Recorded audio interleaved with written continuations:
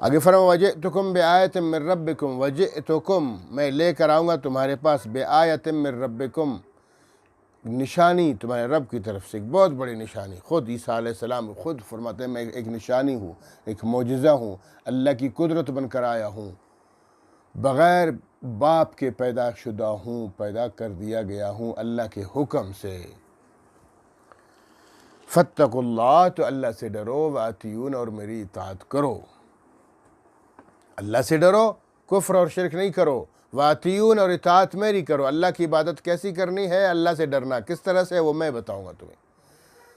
ہر نبی کو اللہ رب العالمین اسوہ حسنہ بنا کر، آئیڈیل بنا کر لوگوں کی رہنمائی کے لیے بھیج دیتے ہیں، تاکہ لوگ ان کو دیکھ کر ان کے حساب سے اللہ کی عبادت کریں اور پیغمبر کی 100% اطاعت کریں۔ اس لیے فرمایا فاتقوا اللہ، لوگو اللہ سے ڈرو، کفر و شرک کو چھوڑ دو، غلط رسومات کو چھوڑ دو، غلط نظریات کو چھوڑ دو، وآتیون اور میری اطاعت کرو۔ جس طرح میں اللہ کی بندگی کرتا ہوں اسی طرح تم بھی اللہ کی بندگی کیا کرو۔ ان اللہ ربی و ربکم، یقیناً اللہ رب العالمین ربی میرا بھی رب ہے، و ربکم تمہارا بھی رب ہے۔ دیکھیں عیسیٰ علیہ السلام خود بتا رہے ہیں، قرآن کریم میں اللہ تعالیٰ ان کے الفاظ بتا رہے ہیں، ارشاد فرما رہے ہیں ان کے الفاظ کو۔ عیسیٰ علیہ السلام، یہ جو عیسائی کہتے ہیں نا، الزام لگاتے ہیں کہ ہم عیسیٰ علیہ السلام کی عبادت اس لیے کرتے ہیں کہ عیسیٰ خدا ہے، تینوں خداؤں میں سے ایک خدا ہے، یا خدا کا بیٹا ہے نعوذ باللہ، اور الزام یہ لگاتے ہیں کہ عیسیٰ علیہ السلام نے ہمیں بتایا ہے۔ جیسے آج کل ہمارے مشرکین کہتے ہیں کہ حضرت علی نے کہا کہ مجھے پکارا کرو، شیخ عبد القادر جیلانی نے کہا ہے کہ میں نے خر کی عادات ایسی چیزیں کی ہیں اپنے حکم سے، یہ سب جھوٹی باتیں۔ تو لہٰذا عیسائی بھی اسی طرح جھوٹ بولتے ہیں حضرت عیسیٰ علیہ السلام کی طرف، کہ وہ کہتے ہیں کہ عیسیٰ علیہ السلام نے خود ہمیں کہا ہے کہ میری عبادت کرو، میں خدا ہوں، میں خدا کا بیٹا ہوں، نعوذ باللہ۔